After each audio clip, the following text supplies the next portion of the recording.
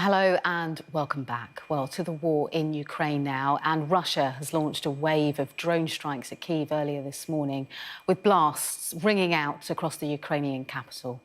Now, it comes as the head of the US military has said that it's too early to say whether Ukraine's summer offensive against Russia has failed. Well, former military and intelligence and security officer Ingram has the very latest developments on the ground.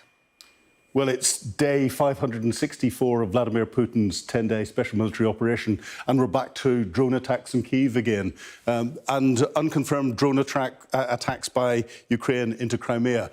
No reports of any casualties, and Ukraine has claimed that it shot down all of the drones that were fired at it.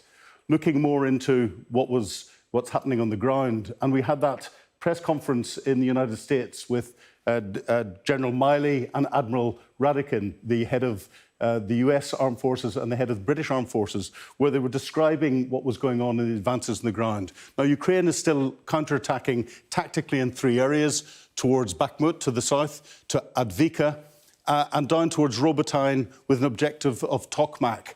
And when General Milley was asked whether the Ukrainians were having any success or whether it was failing, he said it's too early. He said it's too early because what has been happening with planning on paper is very different to the reality of what's going on the ground. And Admiral Radikin turned around and said, actually, when you put it into a wider context and look at what is happening in Russia and the position that Russia's in, it is quite clear that Ukraine is winning. And with that, in looking at what Russia is doing, Russia's having to rely on some interesting relationships. And we saw earlier in July Shoigu, the defense minister from Russia, visiting North Korea and Kim Jong-un, and this huge defense exhibition.